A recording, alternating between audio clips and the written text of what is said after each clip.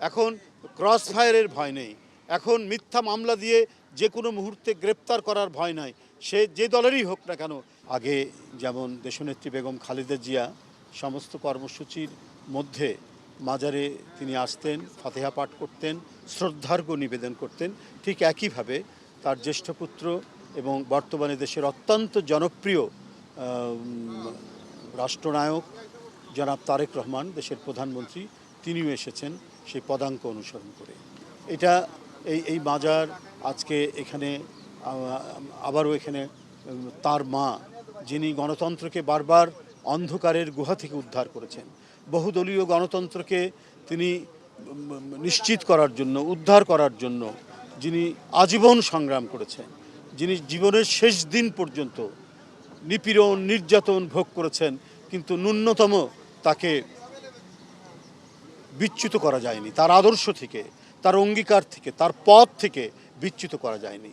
তার স্বামীর পদাঙ্ক অনুসরণ করেছেন, যিনি এদেশে বহুদলীয় গণতন্ত্র দিয়েছিলেন, যিনি এই দেশকে সমৃদ্ধতর করেছিলেন, যিনি এই দেশকে উৎপাদন উন্নয়নের একটি নতুন দিগন্ত দিয়েছিলেন। সেই পথ অনুসরণ করে দেশনেত্রী বেগম খালেদা জিয়া কয়েকবার তিনি ক্ষমতায় এসেছেন, ঠিক তেমনিভাবেই তিনি গণতন্ত্র এবং দেশের স্বাধীনতা, সার্বভৌমত্ব এবং উন্নয়ন, এই প্রত্যয়গুলোকেই তিনি বাস্তবায়ন করেছেন।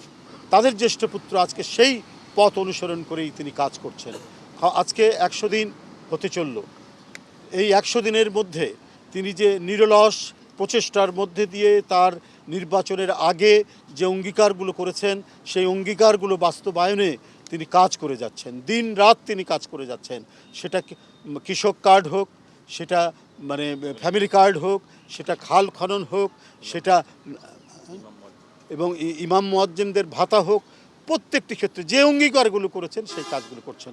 শুধু তাই নয়, দেশের যে কোনো প্রতিকূল পরিস্থিতি, যে কোনো বন্যা, খরা, এই যে সময়টা গেল, এই 3 মাস প্রচণ্ড বৃষ্টি হচ্ছে, সুনামগঞ্জ, সিলেট এগুলো হাওর অঞ্চল ভেসে যাচ্ছে, তিনি সাথে সাথে সেখানকার কৃষকদের জন্য বলেছেন যে 3 মাস তাদের যে খরচ, সেই খরচ সরকারের পক্ষ থেকে বহন করা হবে। এইভাবে নানাবিধ তিনি পদক্ষেপ গ্রহণ করেছেন। তিনি গার্মেন্টস শ্রমিকরা যাতে ঈদের বোনাস সহ বেতন যথাসময়ে পায়, সেই ক্ষেত্রে শুধু তাদের মালিকরা ভূমিকা রাখেন, অনেক সময় মালিকরা বেতন দিতে পারে না, কিন্তু সরকার সেই ক্ষেত্রে সহযোগিতা করেছে। সরকার বিভিন্ন সরকারি ব্যাংক থেকে যে সমস্ত মানে গার্মেন্টস মালিকরা যারা দিতে পারছেন না টাকা, ঈদের বোনাস, তাদেরকে বলে দেওয়া হয়েছে তাদেরকে যেন সহায়তা করে এবং তারা আবার যখন ব্যবসা বাণিজ্য করে সে টাকা ফেরত দেবে। কিন্তু আপনারা দেখেছেন এই যুগান্তকারী পদক্ষেপগুলোর কারণে আজকে কোনো ধরনের যে আনরেস্ট হওয়া শ্রমিকদের, সেটি হয়নি। এইভাবে জনগণের নির্বাচিত একটি সরকার, জনগণের কাছে বারবার জবাবদিহি করার একটি সরকার, যে সরকার যে অঙ্গীকারগুলো করেছেন সেই অঙ্গীকারগুলো মানে অক্ষরে অক্ষরে পালন করার জন্য তিনি যে কাজগুলো করে যাচ্ছেন, সেই কাজের কারণেই আজকে তিনি জনসমাদৃত, আজকে তিনি সবার কাছে তিনি অভিনন্দিত। আজকে আপনাদের মাধ্যমে সারা জাতির কাছে তিনি ঈদের শুভেচ্ছা জানিয়েছেন, আগেই জানিয়েছেন, ঈদুল আজহার শুভেচ্ছা জানিয়েছেন। আজকেও আবার নতুনভাবে বাংলাদেশ জাতীয়তাবাদী দল এবং দলের চেয়ারম্যান এবং গণপ্রজাতন্ত্রী বাংলাদেশ সরকারের প্রধানমন্ত্রী জনাব তারেক রহমানের পক্ষ থেকে আপনাদেরকে এবং আপনাদের মাধ্যমে সারা জাতিকে আবারও পবিত্র ঈদুল আজহার শুভেচ্ছা জানাচ্ছি। ধন্যবাদ আপনাদের সবাইকে।